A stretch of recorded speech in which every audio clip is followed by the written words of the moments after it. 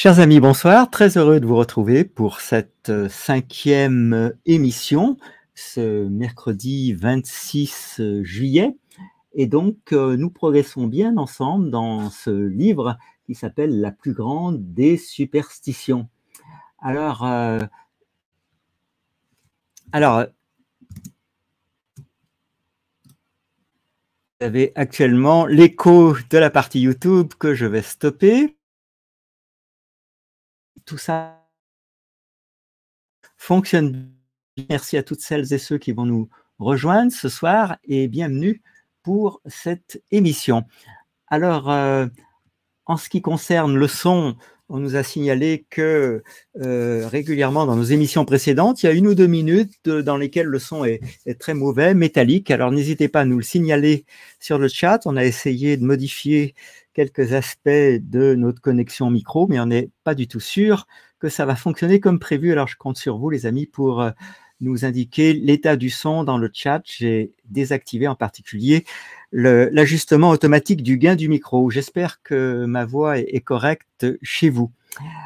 Alors, parmi les choses que je voulais partager avec vous, eh bien, il y a évidemment ce sommaire pour qu'on resitue évidemment la lecture à haute voix de ce soir dans la perspective des émissions précédentes.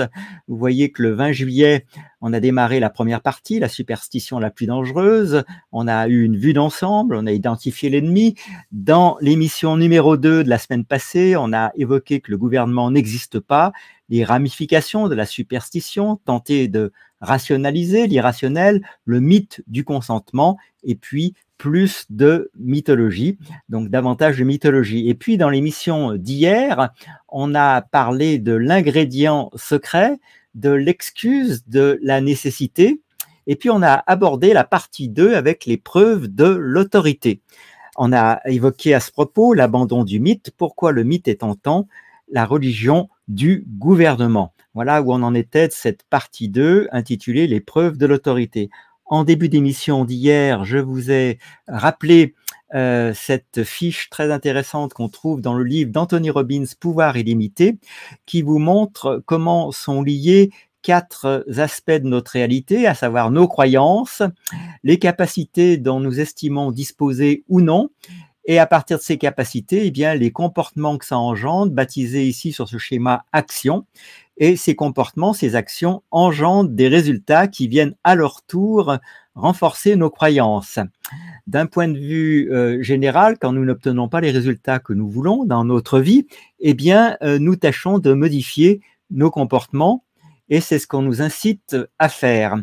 Ça demande parfois beaucoup d'efforts sans toujours aboutir à un résultat concret, puisqu'en fait, vous voyez qu'il y a quelque chose qui préside au comportement et aux actions elles-mêmes, qui sont la conscience de nos capacités. Et cette conscience de notre capacité, elle est alimentée, en tout cas sous le joug, si on peut le dire ainsi, de nos croyances. Si bien que si nous n'obtenons pas les résultats que nous voulons, contrairement à ce que peut-être un bon sens immédiat nous dicterait, à savoir de modifier nos actions et nos comportements, il faut monter en fait 2 crans plus haut dans le pavé que vous voyez à l'écran en bas à gauche qui s'appelle les croyances. C'est en changeant nos croyances que nous allons modifier les capacités dont nous pensons disposer, qui elles-mêmes vont engager des comportements éventuellement différents, des actions différentes qui elles-mêmes vont engager des résultats différents qui vont donc alimenter d'éventuelles nouvelles croyances si nous avons pris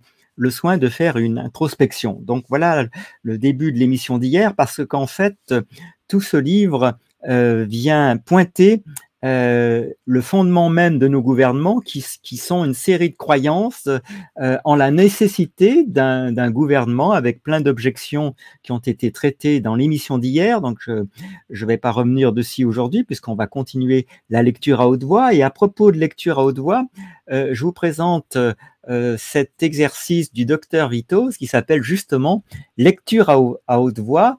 Il nous dit, à propos de cet exercice, qu'il est important pour obtenir un contrôle cérébral.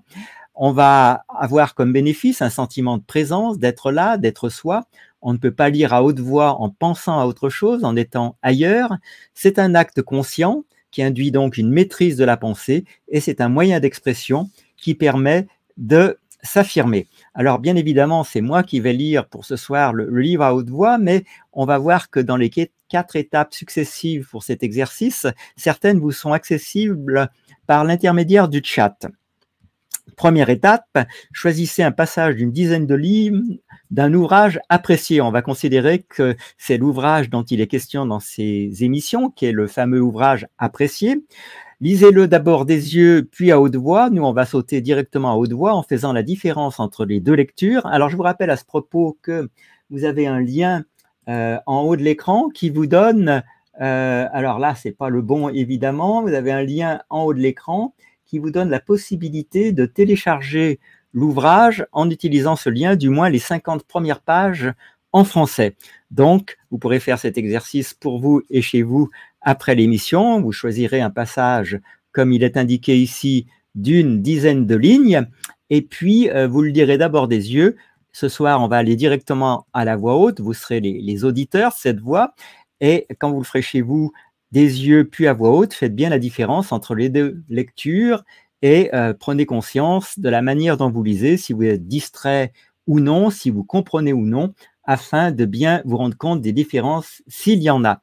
Alors, merci à Boussad Chabani qui nous dit qu'il va le télécharger. Alors, on le remettra régulièrement à jour. Ces liens de téléchargement sont valables 72 heures. Et donc, au fur et à mesure qu'on avancera dans notre traduction, eh bien, forcément, vous aurez une version de plus en plus complète du livre jusqu'à avoir la version totale. À l'origine, en PDF, il fait 200 pages. Au format A4 dans lequel nous le mettons au fur et à mesure de la traduction, il en fera sans doute un peu moins, environ un tiers en moins, soit environ 130 pages. Dans la deuxième étape de cette lecture à haute voix, il s'agit alors de reprendre la lecture lorsqu'on l'a fait d'abord des yeux puis à voix haute, en écoutant votre voix, en vous familiarisant avec elle, en sentant le livre, là pour le coup, les feuillets dans vos mains, puis en notant les idées, les mots, les expressions employées. Alors moi, ce que je vous propose, après chaque paragraphe de cette émission présente, c'est de poster dans le chat les mots comme ça qui vous reviennent. Alors ça n'a rien à voir avec une interrogation écrite, hein, c'est simplement une possibilité de mieux fixer votre attention et d'en retenir davantage au final, quoi. Et donc, je vous propose de poster pêle-mêle après chaque paragraphe, au moins pour les 3 premiers, les mots, les expressions employées qui vous reviennent dans le chat en éliminant toute envie de bien faire, de réussir quoi que ce soit. Il ne s'agit pas d'être noté sur un résultat, mais de faire un exercice qui va mobiliser votre attention. Et puis la troisième étape, ça sera peut-être pour plus tard avec vos proches. Fermez le livre après la lecture. Quand cette émission sera terminée, eh bien, vous pourrez raconter ce que vous venez de lire à quelqu'un de votre entourage.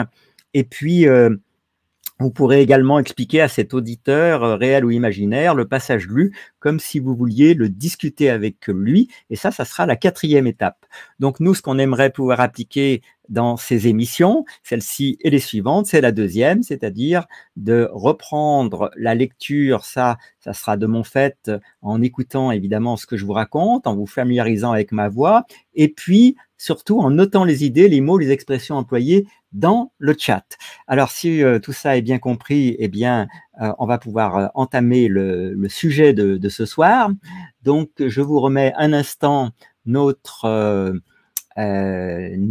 sommaire, et vous voyez qu'on va commencer par parler d'autorité, toujours dans le chapitre les preuves de l'autorité. On va traiter le sujet suivant, autorité égale violence immorale, hein. Vous l'avez dans la partie basse du sommaire actuellement à l'écran. Je vous remets le livre, sa couverture sous les yeux, et puis nous commençons ce chapitre, enfin nous poursuivons en tout cas cette 2e partie. Autorité égale violence immorale. Presque tout le monde s'accorde à dire que la force physique est parfois justifiée et parfois non. Bien qu'il existe une zone grise importante et discutable, il est généralement admis que la force agressive, l'initiation de la violence à l'encontre d'une autre personne, est injustifiée et immorale. Cela inclut le vol, l'agression et le meurtre, ainsi que des formes d'agression plus indirectes, telles que le vandalisme et la fraude. En revanche, le recours à la force pour défendre les innocents est largement accepté comme justifié et moral, voire noble. La légitimité d'une telle force est déterminée par la situation dans laquelle elle est utilisée et non par la personne qui l'utilise. Pour simplifier, les types de force que n'importe qui a le droit d'utiliser peuvent être qualifiés de bonne force Et tous les actes de force que les gens normaux n'ont pas le droit de commettre peuvent être qualifiés de mauvaise force. Le lecteur peut appliquer ses propres normes et la logique ici s'appliquera toujours. Alors c'est le moment de poster dans le chat les mots qui vous reviennent immédiatement, qui vous reviennent immédiatement à l'écoute de ce premier paragraphe. Alors, je pense que vous avez au moins entendu, je le note pour vous, mais notez ces mots qui vous reviennent. Vous avez entendu parler de force physique. Donc, je note cette expression dans le chat. Parmi les autres mots entendus, vous avez entendu parler, comme moi, de violence dans ce paragraphe. Alors, vous voyez, c'est pêle-mêle. Ça n'a pas de sens en tant que phrase articulée, mais c'est des mots qui vous reviennent. Et puis, il s'agissait d'indiquer quand cette violence paraissait justifiée ou pas. Alors, on a donné des exemples tels que le vol, l'agression et le meurtre. Voilà quelque chose qui me revient. Alors, n'hésitez pas à me compléter. C'est un jeu que nous pratiquons ensemble pour nous entraîner les uns et les autres à gagner en qualité d'attention. Je vous rappelle que l'attention est une forme de l'argent dit spirituel. Et puis, on a parlé de légitimité de cette force. Alors, voilà, pour quelques mots de ce premier paragraphe. Est-ce que vous avez des mots à rajouter? Alors, Boussad me dit pendant ce temps que je ne vais pas donner le bon lien, c'est bien possible. On va essayer de faire mieux. Je vais voir si j'arrive à récupérer ce lien. Il va falloir que je fasse une petite opération. Donc, ça vous laisse le temps de poster sur le chat les mots qui vous reviennent pendant que je me mets en quête de ce lien que je vais vous poster à nouveau pour que chacun puisse, s'il le souhaite, bien évidemment, télécharger ce livre. Alors, donc, on est dans cette recherche de liens. Alors, j'ai une machine qui est extrêmement poussive ce soir et puis un peu perturbée par une imprimante qui a eu la mauvaise idée de tomber en panne juste avant l'émission, ce qui va m'obliger à vous lire le livre sur écran. Alors, en ce qui concerne ce lien, je suis en train de chercher. Je pense qu'on va bientôt pouvoir vous le reposter. Voilà, je l'avais mis évidemment quelque part. Alors, ce lien commence par MAB. Voilà, ça y est. Donc, je l'ai localisé. Je vais pouvoir vous le poster à nouveau. Voilà. Hop. Donc, vous l'avez maintenant à l'écran. Et Boussad, ben, merci de me dire si ça fonctionne. Est-ce que mon lien est passé ou pas? Voilà, je crois qu'il est là. Vous l'avez à l'écran. Donc, notez bien ce lien, mais il serait plus facile pour vous, sans doute, d'en faire un copier-coller. Si vous pouvez faire une copie dans le chat, CTRL-C après sélection pour les possesseurs d'un PC ou POM-C pour les possesseurs d'une machine Apple. C'est un livre bombe, je veux bien le télécharger en complet. Alors ça, il faudra patienter parce qu'on le traduit au fur et à mesure. Donc, chaque week-end, on avance d'environ 30 pages, quoi. Donc, voilà. Je poursuis donc ma lecture de cette partie 2, l'épreuve de l'autorité. On est en train de traiter le premier paragraphe, autorité égale violence immorale. Il va de soi que si tout le monde a le droit d'utiliser la bonne force justifiée par nature et que la loi autorise les agents du gouvernement à utiliser la force dans d'autres situations également, alors la loi est une tentative de légitimer la mauvaise force. En bref, l'autorité est la permission de commettre le mal, de faire les choses qui seraient reconnues comme immorales et injustifiées si quelqu'un d'autre les faisait. De toute évidence, ni l'électeur enthousiaste qui affiche fièrement une pancarte de campagne dans son jardin, ni le citoyen bien intentionné qui se présente aux élections ne comprennent ce fait. S'ils le comprenaient, ils comprendraient que la démocratie n'est rien d'autre qu'une violence immorale approuvée par la majorité et qu'elle ne peut en aucun cas réparer la société ou être un outil de liberté ou de justice. Malgré la mythologie qui prétend que le vote d'une personne est sa voix et que le droit de vote est ce qui rend les gens libres. Je vous renvoie quand même à Étienne Chouard avec son slogan élire n'est pas voter. Donc je reprends, malgré la mythologie qui prétend que le vote d'une personne est sa voix et que le droit de vote est ce qui rend les gens libres, la vérité est que tout ce que fait la démocratie est de légitimer l'agression et la violence injustifiée. Si chacun a le droit d'utiliser une force intrinsèquement juste et que les agents du gouvernement sont autorisés à utiliser la force dans d'autres situations également, alors par sa nature même, ce que le gouvernement ajoute à la société est une violence immorale. Est-ce que ça vous parle, les amis? N'hésitez pas à partager vos impressions sur le chat. Alors, Boussad me dit que le téléchargement fonctionne. Est-ce que la voix vous parvient correctement? Est-ce que c'est audible, compréhensible? Sachant que de mon côté, évidemment, c'est la moindre des choses. Je fais un effort légitime pour bien articuler de façon à ce que vous compreniez tous ces mots dont chacun a un poids dans la compréhension du texte. Alors, le problème est que l'on enseigne aux gens que lorsque la violence est rendue légale et qu'elle est commise par l'autorité, alors retenez bien ces mots, hein, violence légale commise par l'autorité, elle passe d'une violence immorale à une application de la loi vertueuse. Je répète, le problème est que l'on enseigne aux gens que lorsque la violence est rendue légale et qu'elle est commise par l'autorité, elle passe d'une violence immorale à une application de la loi vertueuse. Le principe fondamental sur lequel repose tout gouvernement est l'idée que ce qui serait moralement mauvais pour une personne moyenne peut être moralement bon lorsque cela est fait par des agents de l'autorité, ce qui implique que les normes de comportement moral qui s'appliquent aux êtres humains ne s'appliquent pas aux agents du gouvernement. Est-ce que vous mesurez les conséquences de ce type de fonctionnement? Ce qui, une fois encore, laisse entendre que la chose appelée gouvernement est surhumaine, dans le sens où les membres de ce gouvernement seraient d'une nature humaine différente de la nôtre, c'est-à-dire seraient davantage à l'abri du vice, des erreurs et de la violence que nous autres simples citoyens. La force intrinsèquement juste, qui de la vie générale se limite à la force défensive, n'a besoin d'aucune loi ni d'aucune autorité spéciale pour être valide. La seule chose dont la loi et le gouvernement ont besoin, c'est de tenter de légitimer la force immorale. Et c'est exactement ce que le gouvernement ajoute. Et la seule chose qu'il ajoute, c'est de sécuriser davantage la violence intrinsèquement injuste.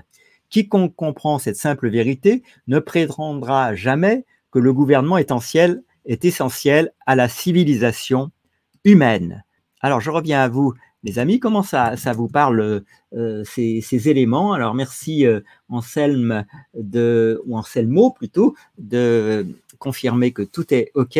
Comment ça vous parle, ce gouvernement qui est en fait une imposture qui est basée, on l'a évoqué hier, hein, sur la croyance d'un certain nombre d'entre nous qu'une société ne peut pas fonctionner sans gouvernement, puisque, selon la plupart d'entre nous, ça serait le chaos et que le gouvernement aurait pour vocation de protéger les plus faibles d'entre nous. Le tout est de savoir si le remède est pire que le mal. Et surtout, si ce remède, appelé gouvernement, est légitime. Je poursuis donc la lecture, le développement de ce paragraphe intitulé « Autorité égale violence immorale », hein, je crois qu'on l'a bien compris. Eh bien, l'idée que la loi créée par l'homme peut annuler les règles habituelles du comportement civilisé a des ramifications assez terrifiantes. Si le gouvernement n'est pas limité par la moralité humaine de base, ce que le concept même d'autorité implique, selon quelles normes ou quels principes l'action du gouvernement serait-elle limitée? Si une taxation de 30% est valable, pourquoi une taxation de 100% ne le serait-elle pas? Si le vol légal est légitime et juste, pourquoi la torture et le meurtre légalisés ne pourraient-ils pas être légitimes et justes? Si un besoin collectif exige de la société qu'elle se dote d'une institution bénéficiant d'une exemption de moralité, pourquoi y aurait-il des limites à ce qu'elle peut faire? Si l'extermination d'une race entière, l'interdiction d'une religion ou l'asservissement forcé de millions de personnes sont jugés nécessaires pour le bien commun, selon quelles normes morales pourrait-on se plaindre une fois que l'on a accepté les prémices de l'autorité. Toute croyance, notez bien le mot croyance, en un gouvernement, repose sur l'idée que le bien commun, justifie l'initiation légale de la violence contre des innocents à un degré ou à un autre. Réfléchissez-y bien, les amis. Et une fois cette prémisse acceptée, il n'y a pas de norme morale objective pour limiter le comportement du gouvernement. L'histoire ne le montre que trop clairement, et c'est moi qui fais la parenthèse, on en a la claire démonstration lors de ces 5 dernières années en observant la simple histoire politique de notre pays. Presque tout le monde accepte le mythe selon lequel les êtres humains ne sont pas assez dignes de confiance, pas assez moraux, pas assez sages pour vivre en paix sans un gouvernement, pour les garder dans le droit chemin. Même ceux qui reconnaissent qu'il n'y aurait pas de dirigeants dans une société idéale estiment souvent que les êtres humains ne sont pas prêts pour une telle société. Ces sentiments reposent sur une incompréhension fondamentale de ce qu'est l'autorité et de ce qu'elle apporte à la société. L'idée que le gouvernement est un mal nécessaire, comme l'a décrit Patrick Henry, implique que l'existence du gouvernement impose des limites à la nature violente et agressive des êtres humains, alors qu'en réalité, elle fait exactement le contraire. La croyance en l'autorité légitime et légalise l'agression. La croyance en l'autorité légitime et légalise l'agression. Est-ce que ça amène pour vous des prises de conscience? Est-ce que ça vous choque? Est-ce que ça vous laisse indifférent, puisque vous nous faites l'honneur, pour au moins une dizaine d'entre vous, d'être là en direct ce soir? Indépendamment de la bêtise ou de la sagesse des êtres humains, de leur malveillance ou de leur vertu, dire que les êtres humains ne sont pas prêts pour une société sans État, ou qu'on ne peut pas leur faire confiance pour exister sans une autorité devant laquelle ils s'inclinent, revient à dire qu'une civilisation pacifique ne peut exister que s'il existe une énorme machine puissante qui introduit une énorme quantité de violence immorale dans la société. Bien sûr, les étatistes, autrement dit ceux qui ont la croyance en la nécessité d'un gouvernement, ne reconnaissent pas la violence comme immorale, car pour eux, ce ne sont pas de simples mortels qui commettent la violence, mais des représentants de la divinité connue sous le nom de gouvernement. Et les divinités ont le droit de faire des choses que les mortels ne peuvent pas faire. Lorsqu'elle est décrite en termes précis et littéraux, cette croyance quasi universelle, selon laquelle il est nécessaire d'introduire une violence immorale dans la société afin d'empêcher les gens de commettre des violences immorales, apparaît comme le mythe manifestement absurde qu'elle est. Mais tous ceux qui croient au mythe du gouvernement sont obligés de croire exactement cela. Ils ne le croient pas à la suite d'une réflexion rationnelle et logique. Ils l'acceptent comme un article de foi parce qu'il fait partie de la doctrine incontestable de l'Église du gouvernement. Et je vous renvoie à l'émission d'hier pour comprendre la similarité qu'il y a entre un gouvernement et une religion. Alors, on arrive au paragraphe suivant. Qui leur a donné le droit, que je découvre avoir oublié en fait dans mon sommaire. Vous voyez, avant d'aboutir à modifier la moralité, qui leur a donné le droit?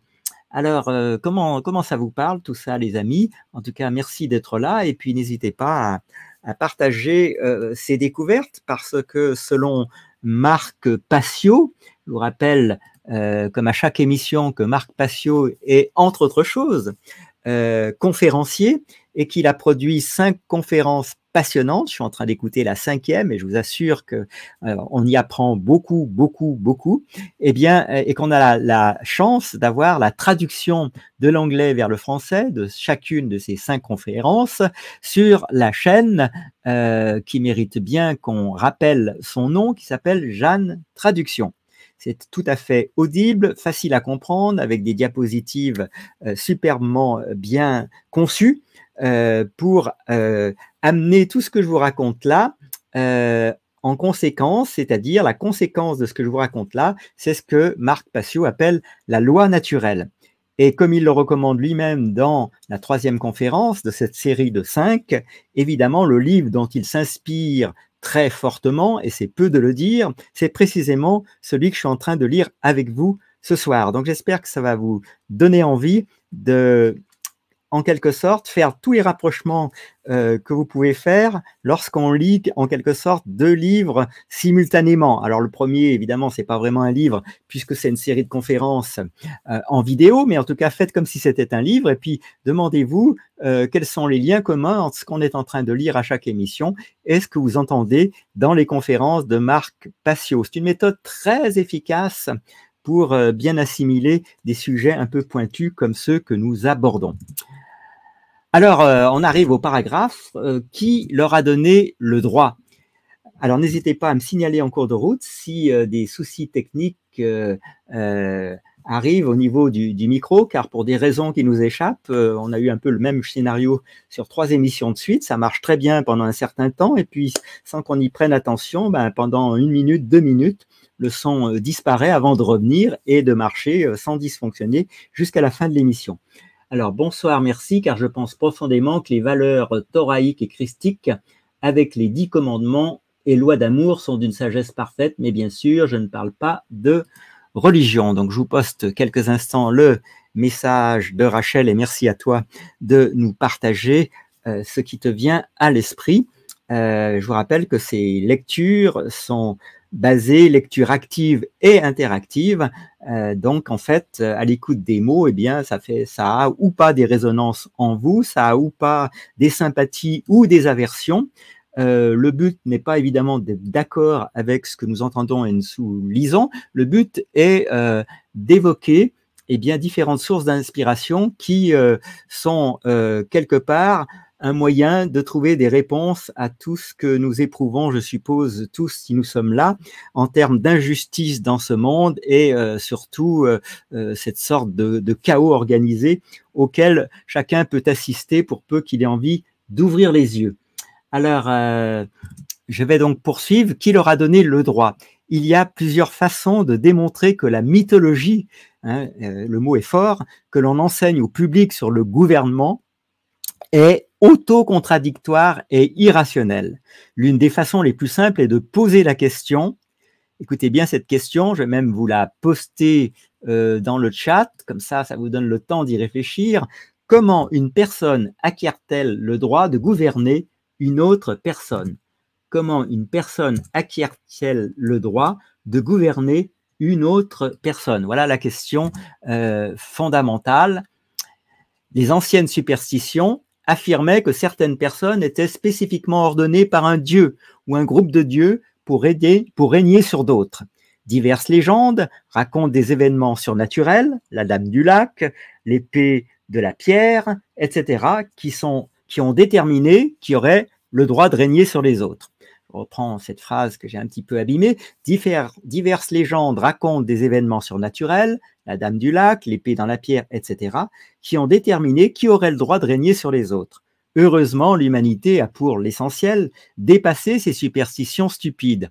Malheureusement, elles ont été remplacées par de nouvelles superstitions encore moins rationnelles.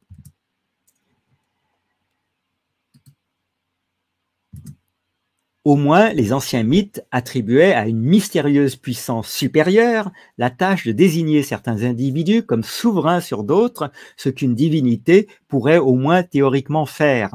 Les nouvelles justifications de l'autorité, cependant, prétendent accomplir le même exploit, mais sans assistance surnaturelle. En bref, malgré tous les rituels complexes et les rationalisations alambiquées, toute la croyance moderne en un gouvernement repose sur l'idée que de simples mortels peuvent, par le biais de certaines procédures politiques, conférer à certaines personnes divers droits qu'aucune d'entre elles ne possédait à l'origine. La folie inhérente à une telle notion devrait être évidente. Il n'existe aucun rituel ou document par lequel un groupe de personnes puisse déléguer à quelqu'un d'autre un droit que personne dans le groupe ne possède, et cette vérité évidente à elle seule démolit toute possibilité de gouvernement légitime. Le citoyen moyen pense que le gouvernement a le droit de faire de nombreuses choses que l'individu moyen n'a pas le droit de faire lui-même. Écoutez bien les conséquences de chacun des sujets évoqués dans ce texte. Le citoyen moyen pense que le gouvernement a le droit de faire de nombreuses choses que l'individu moyen n'a pas le droit de faire lui-même. La question évidente qui se pose alors est la suivante.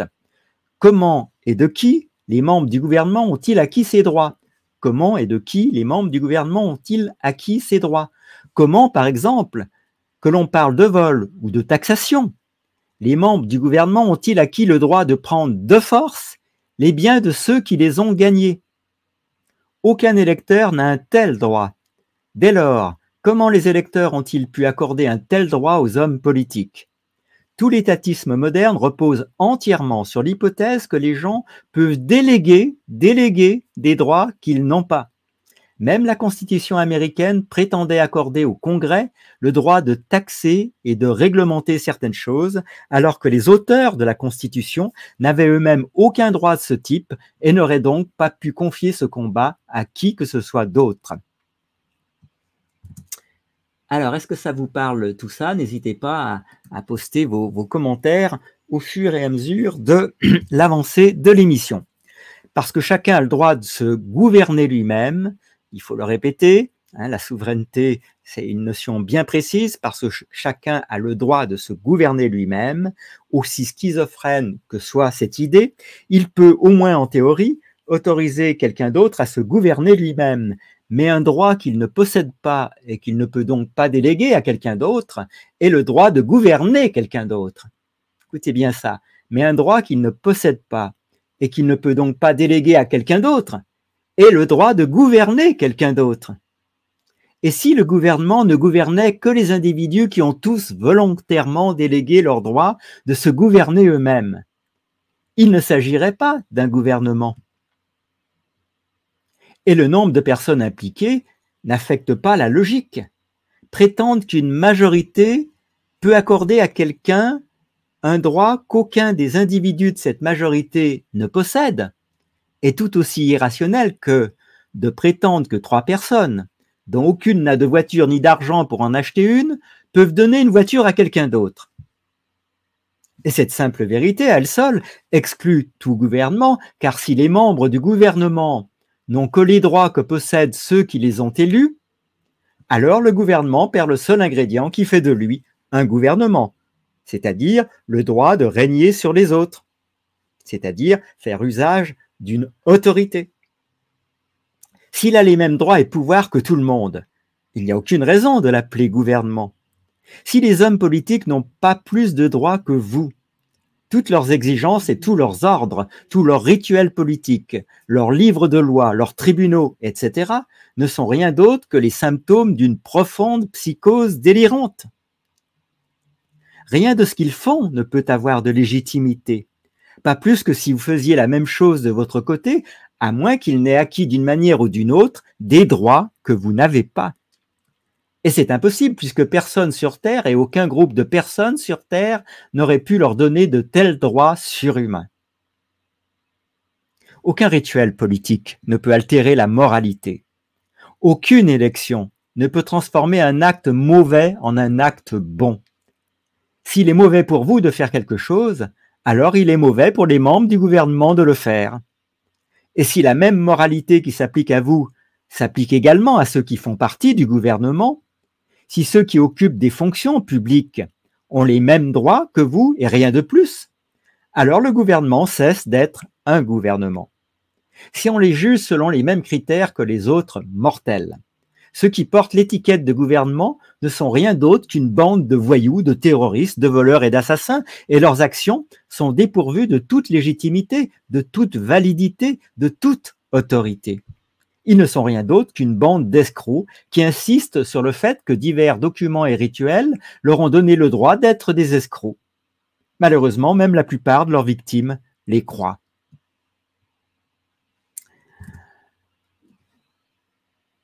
Alors, c'est ainsi que s'achève ce deuxième paragraphe, qui précède celui qui s'appelle « Modifier la moralité », qu'on va bientôt aborder. comment ça vous parle tout ça? Alors je sais que le texte est très dense, mais ce que vous pouvez faire aussi, c'est au fur et à mesure que vous entendez des mots pendant cette lecture, les projeter comme ça sur le chat, un mot par-ci, un mot par-là. Vous allez voir comment ça favorise la concentration. On va donc maintenant parler de modifier la moralité. Le concept d'autorité dépend des concepts de bien et de mal, c'est-à-dire de la moralité.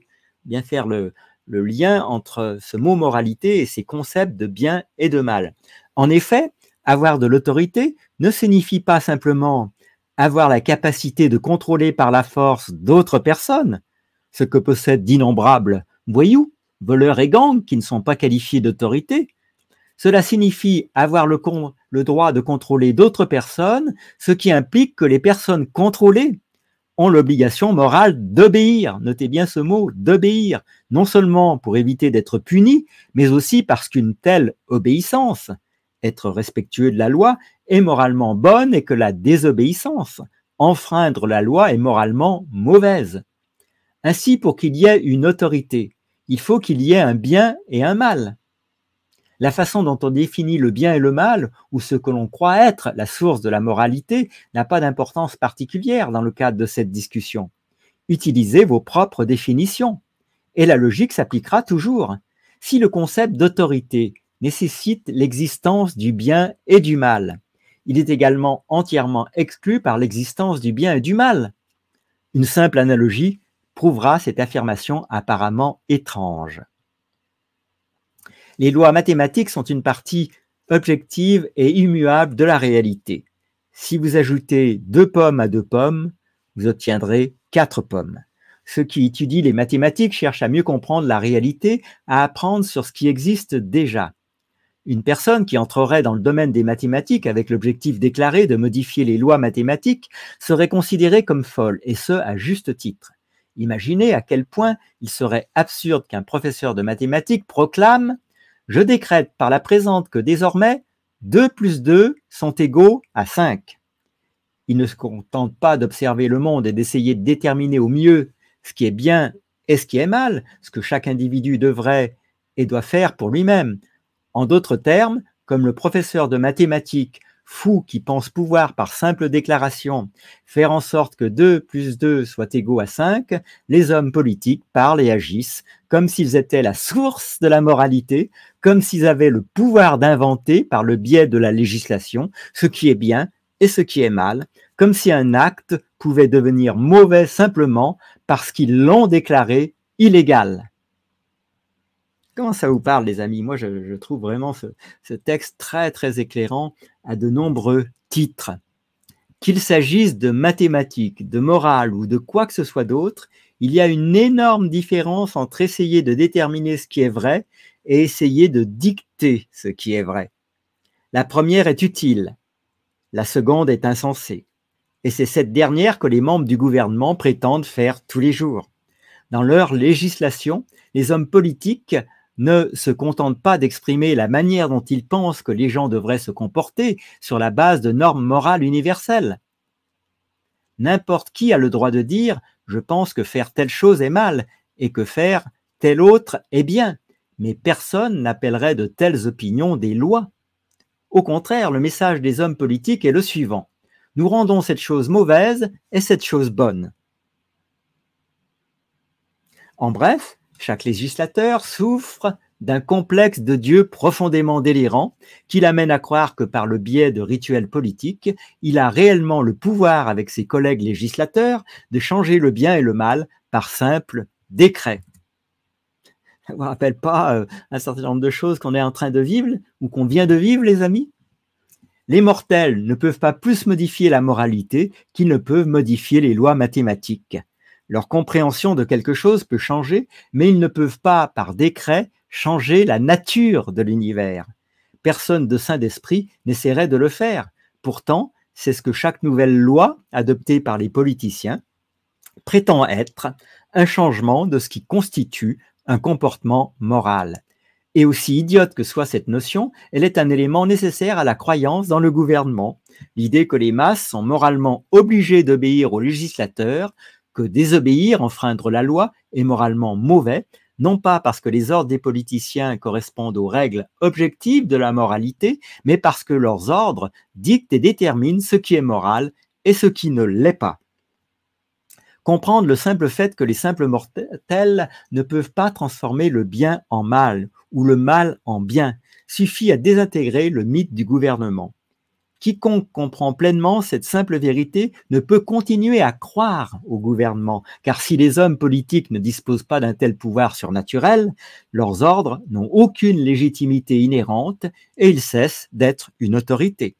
À moins que le bien soit ce que les politiciens disent qu'il est, à moins que le bien et le mal proviennent réellement des caprices des politiciens dieux, alors personne ne peut avoir d'obligation morale de respecter ou d'obéir aux ordres des politiciens et leurs lois deviennent totalement invalides et non pertinentes.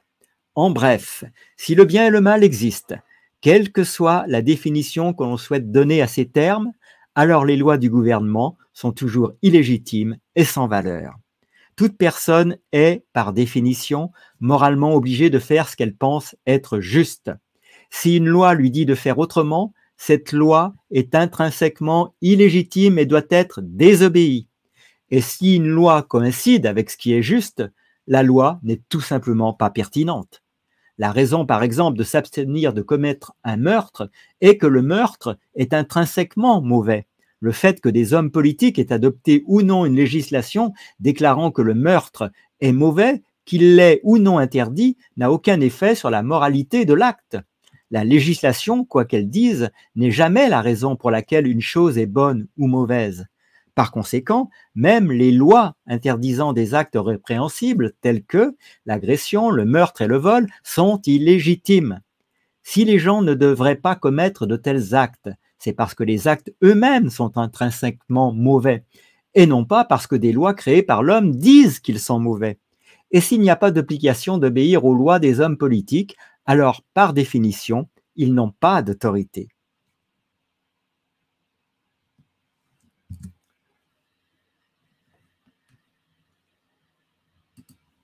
Alors, merci pour ton commentaire, Rachel. Oui, une psychose délirante, mais ils n'ont plus de moralité ni de vertu. Oui, des escrocs élus par 1/30 de la population depuis les temps féodaux, les groupes d'élite franc-maçonniques, pharaons, pyramidales. Merci en tout cas pour le partage de ce que cela t'inspire.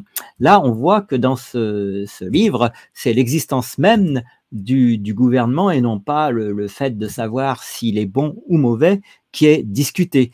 Le concept de gouvernement, la croyance selon laquelle un gouvernement est nécessaire est, selon l'auteur, en tout cas, précisément le problème. Il passe donc 200 pages de son livre format PDF à démonter cette croyance et en tout cas, ça me semble bien utile. Pour en revenir à l'analogie du professeur de mathématiques, si ce dernier déclarait avec autorité que par son seul décret, il allait faire en sorte que 2 plus 2 soit égaux à 5, toute personne saine d'esprit considérerait ce décret comme erroné et délirant. Si en revanche le professeur déclarait qu'il allait faire en sorte que 2 plus 2 soit égaux à 4, une telle déclaration serait encore stupide et inutile, même si 2 plus 2 sont effectivement égaux à 4. La déclaration du professeur n'est pas la raison pour laquelle la somme est égale à 4. Quoi qu'il en soit, la déclaration du professeur n'aurait et ne devrait avoir aucun effet sur la capacité des gens à additionner 2 et 2. Il en va de même pour les lois des hommes politiques. Qu'elles coïncident ou non avec le bien et le mal, elles n'ont jamais d'autorité, car elles sont jamais la source du bien et du mal, elles ne créent jamais d'obligation pour quiconque de se comporter d'une certaine manière et ne devraient donc avoir aucune incidence sur ce qu'un individu juge être moral ou immoral. Prenons l'exemple des lois sur les stupéfiants. Croire qu'il est mauvais d'utiliser la violence contre quelqu'un qui a bu une bière, ce qui est légal, mais qu'il est bon pour les forces de l'ordre d'utiliser la violence contre quelqu'un qui fume de l'herbe, parce que c'est illégal. Alors, je reprends la phrase. Croire qu'il est mauvais d'utiliser la violence contre quelqu'un qui a bu une bière, ce qui est légal, mais qu'il est bon pour les forces de l'ordre d'utiliser la violence contre quelqu'un qui fume de l'herbe, parce que c'est illégal, implique logiquement que les politiciens ont en fait la capacité d'altérer la moralité, de prendre deux comportements essentiellement identiques et de faire de l'un d'eux un acte immoral qui justifie même des représailles violentes. En outre, si l'on accepte la légitimité des lois, les ordres des hommes politiques, on doit également accepter que la consommation d'alcool était parfaitement morale un jour, mais qu'elle est devenue immorale le lendemain, le jour où la prohibition a été promulguée. Puis, peu d'années plus tard, elle était immorale un jour et morale le lendemain, le jour où la prohibition a été abrogée.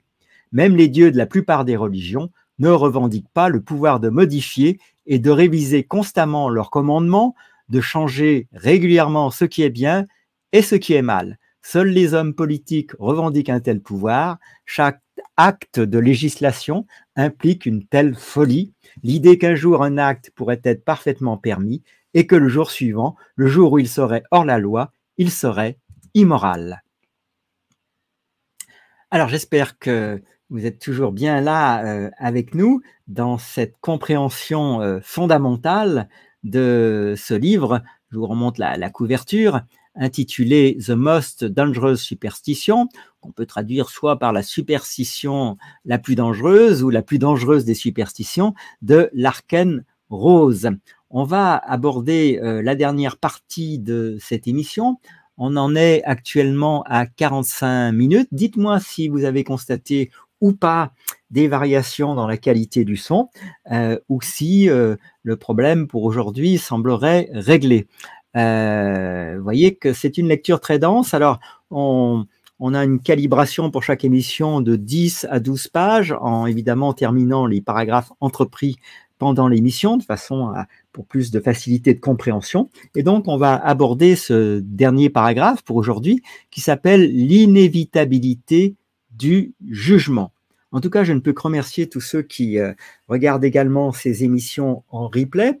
Vous étiez plus de 600 pour l'émission d'hier, plus de 800, évidemment, ça c'est l'effet nouveauté pour la première émission, un peu moins de 600 pour la seconde. Donc, vous voyez que nous espérons pouvoir offrir des perspectives à tous ceux qui ont envie de découvrir ce livre, en fait, que j'aurais jamais découvert, encore une fois, sans les conférences de Marc Passio que vous avez présentement à l'écran. Alors, je vous rappelle que cette playlist que vous voyez à l'écran, eh bien, vous l'avez dans les playlists de la chaîne YouTube Sur les pas de Pierre et Léna. On a créé cette playlist pour faciliter l'accès à ces différentes émissions et donc faciliter surtout le suivi d'une émission à l'autre. Comme c'est des émissions qui en moyenne durent plus d'une heure un quart, voire plus encore, et évidemment la playlist vous permettra de retrouver facilement l'émission où vous vous étiez arrêté. On va donc entamer la dernière ligne droite de la présente émission avec l'inévitabilité du jugement. Presque tout le monde apprend que le respect de la loi est primordial pour la civilisation et que les bonnes personnes sont celles qui respectent les règles, c'est-à-dire qui se conforment aux ordres émis par le gouvernement. Mais en réalité, la moralité et l'obéissance sont souvent directement opposées. On se souvient de la critique qu'on peut émettre à l'égard de certains médecins qui se sont contentés d'obéir plutôt que de conserver, de défendre leur droit de prescrire lors de la dernière crise. Et on voit bien de quelle manière un gouvernement finalement peut imposer ses règles, même s'il s'agissait en l'occurrence de trahir le serment d'Hippocrate. Mais en réalité, donc, vous disais-je, la moralité et l'obéissance sont souvent directement opposées. L'adhésion irréfléchie à une autorité, quelle qu'elle soit, constitue la plus grande trahison de l'humanité, qu'on se le dise. L'adhésion irréfléchie est important, à une autorité, quelle qu'elle soit, constitue la plus grande trahison de l'humanité qui soit, car elle cherche à se débarrasser du libre arbitre et du jugement individuel qui font de nous, les êtres humains, qui font de nous des êtres humains et nous rendent capables de moralité au profit d'une obéissance aveugle qui réduit les êtres humains à des robots irresponsables. La croyance en l'autorité, l'idée que l'individu a l'obligation d'ignorer son propre jugement et son processus de prise de décision pour obéir à quelqu'un d'autre n'est pas seulement une mauvaise idée, Elle est autocontradictoire et absurde. La profonde folie qu'elle implique peut être résumée comme suit. Je crois qu'il est bon d'obéir à la loi. En d'autres termes, j'estime que je dois faire ce que les législateurs ordonnent. En d'autres termes, je juge que, plutôt que de prendre mes propres décisions sur ce que je dois faire, je dois me soumettre à la volonté des gouvernants. En d'autres termes, je juge qu'il est préférable que mes actions soient dictées par le jugement des personnes au pouvoir plutôt que par mon propre jugement personnel. En d'autres termes, je juge qu'il est bon pour moi de suivre le jugement des autres et mauvais pour moi de suivre mon propre jugement. En d'autres termes, je juge que je ne devrais pas juger. Ça vous parle, cette déclaration ?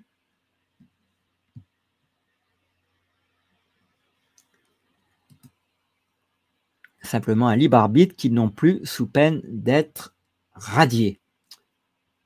Ah oui, pour autant, ça n'exclut pas tout ce qu'on est en train, évidemment, d'évoquer. Non seulement ça l'exclut pas, mais je dirais même que si vous avez bien suivi ce que nous évoquons ce soir, ça le valide. Dans tous les cas où il y a un conflit entre la conscience d'une personne, vous voyez, on a vraiment eu l'illustration de ce sujet récemment, et ce que la loi ordonne. Dans tous les cas où il y a un conflit entre la conscience d'une personne et ce que la loi ordonne, il n'y a que deux options. Soit la personne doit suivre sa propre conscience, indépendamment de ce que la soi-disant loi, de ce que dit la soi-disant loi, soit elle est obligée d'obéir à la loi, même si cela signifie qu'elle doit faire ce qu'elle pense personnellement être mal. Que le jugement de l'individu soit erroné ou non, croire qu'il est bon pour lui de faire ce qu'il pense être mauvais relève de la folie schizophrénique. C'est pourtant la base de la croyance en l'autorité.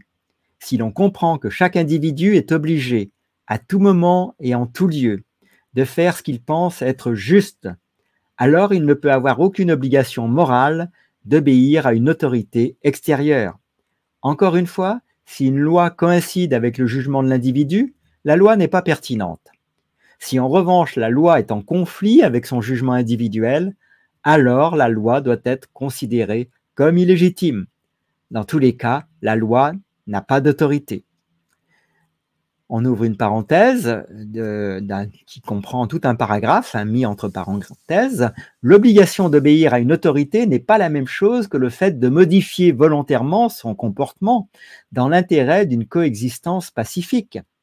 Par exemple, une personne peut penser qu'elle a le droit de jouer de la musique dans son jardin, mais peut néanmoins choisir de ne pas le faire à la demande de son voisin. Ou encore, une personne peut changer sa façon de s'habiller, de parler et de se comporter lorsqu'elle visite une autre culture ou un lieu où son comportement habituel pourrait offenser d'autres personnes. De nombreux facteurs peuvent influencer l'opinion d'une personne sur ce qu'elle devrait ou ne devrait pas faire. Reconnaître que l'autorité est un mythe n'est pas du tout la même chose que de se désintéresser de ce que pensent les autres. Se plier à diverses coutumes, normes de comportement et autres normes sociétales, dans le but de s'entendre et d'éviter des conflits, est souvent une chose parfaitement rationnelle et utile à faire. Ce qui n'est pas rationnel, c'est que quelqu'un se sent moralement obligé de faire quelque chose. Je ne juge pas personnellement être la bonne chose à faire compte tenu des circonstances. Pour être franc, croyance en l'autorité, c'est qui équivaut au cherche d'échapper à la responsabilité implique le fait d'être un être humain pensant. Il s'agit d'une tentative de rejeter la responsabilité de la prise de décision sur quelqu'un d'autre, ce qui prétend être l'autorité. Mais la tentative d'échapper à la responsabilité en se contentant d'obéir aux ordres est stupide, car elle exige de la personne qu'elle choisisse de faire ce qu'elle a dit de faire.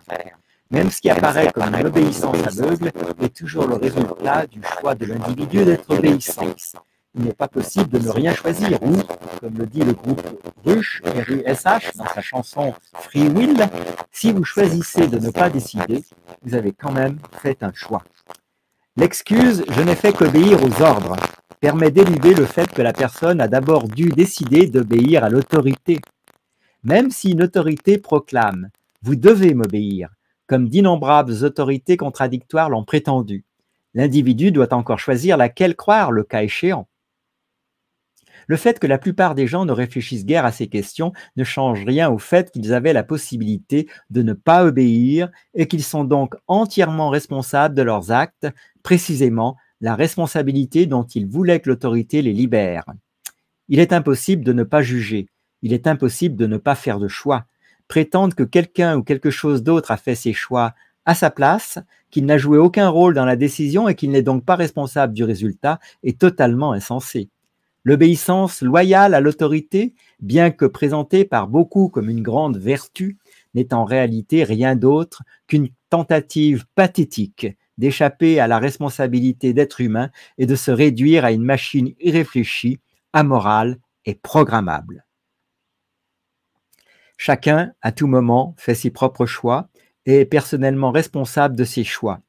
Même ceux qui hallucinent une autorité choisissent toujours de croire et d'obéir et sont toujours responsables de leurs choix. L'autorité n'est qu'une illusion par laquelle les gens imaginent qu'il est possible d'éviter la responsabilité en faisant simplement ce que l'on leur a dit. Oui, pour l'exprimer d'une manière plus personnelle, vos actions sont toujours entièrement déterminées par votre propre jugement et vos propres choix. Essayez d'attribuer votre comportement à une force extérieure, telle que l'autorité, est lâche et malhonnête. C'est vous qui avez fait le choix et vous êtes responsable. Même si vous avez stupidement obéi à une autorité autoproclamée, vous avez décidé de le faire. L'affirmation selon laquelle quelque chose d'extérieur à vous fait vos choix à votre place, l'affirmation selon laquelle vous n'aviez pas le choix, que vous deviez obéir à l'autorité, est un mensonge lâche. Et Dieu sait qu'on a entendu cette affirmation un grand nombre de fois à l'occasion de cette crise qualifiée de sanitaire. Il n'y a pas de raccourci pour déterminer la vérité, qu'il s'agisse de morale ou d'autre chose. Trop souvent, la base du système de croyance des gens se résume à ceci. Pour savoir ce qui est vrai, tout ce que j'ai à faire est de demander à mon autorité infaillible. Et je sais que mon autorité a toujours raison parce qu'elle me dit qu'elle a toujours raison. Bien entendu, il existera toujours d'innombrables autorités concurrentes et contradictoires, et chacune d'entre elles se proclamera source de vérité. Ce n'est donc pas seulement une bonne idée que les gens jugent par eux-mêmes ce qui est vrai et ce qui ne l'est pas, c'est tout à fait inévitable. Même ceux qui considèrent comme une grande vertu le fait d'avoir un système de croyances, politique, religieux ou autre, basé sur la foi, ne réalisent pas que seul un individu peut décider de ce en quoi il a foi. Qu'il veuille l'admettre ou non, il est toujours le décideur ultime. Il utilise toujours son propre jugement pour décider de ce qu'il faut croire et de ce qu'il faut faire. Voilà, eh bien écoutez, j'espère que c'était... Alors, voilà, le son est redevenu très mauvais, c'est vraiment assez dingo cette histoire, parce qu'évidemment le micro, je n'y touche pas de toute l'émission, et à chaque fois, eh bien, il faut subir 1 minute 30 de ce son effectivement très mauvais, puisque j'ai réécouté les émissions précédentes pour m'en assurer.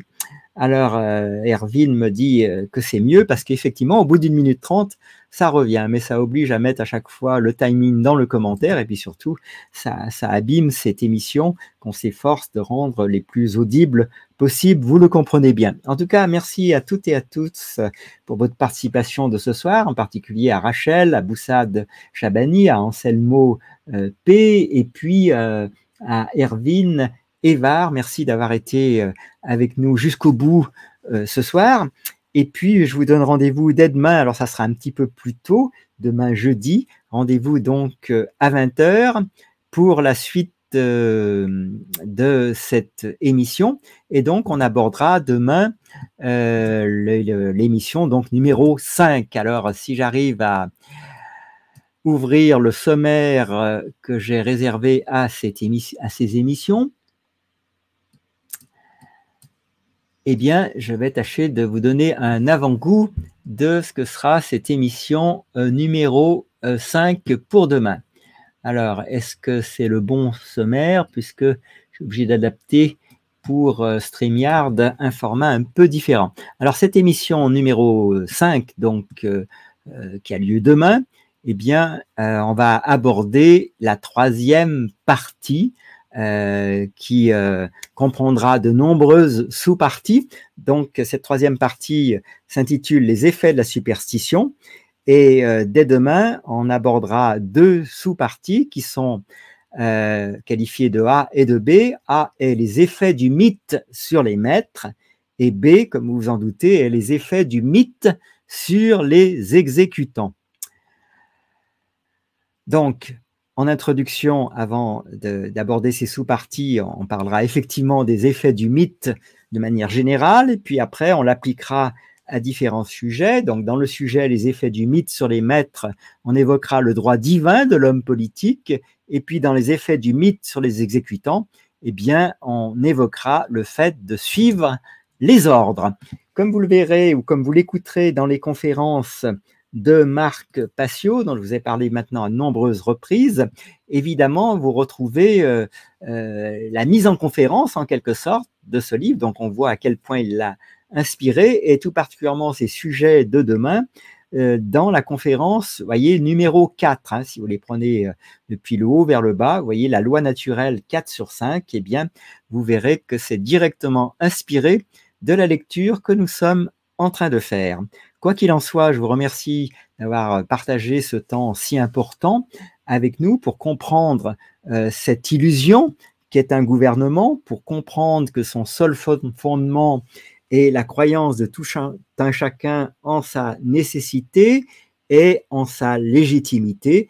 Et il n'a jamais que l'autorité qu'on lui donne, et cette autorité, on peut s'en apercevoir chaque jour pour ceux qui ont décidé d'ouvrir les yeux et qui ont l'esprit critique, eh bien, on peut, et ça ne peut pas être autrement, on ne peut que constater que ce gouvernement en fait un bien mauvais usage, qu'il s'agisse de déclarer des guerres sans nous demander notre avis, de prendre une grande partie de notre travail sous forme de taxes et d'impôts pour en faire des choses sur lesquelles nous n'avons que guère ou pas du tout été consultés, et bien d'autres choses encore.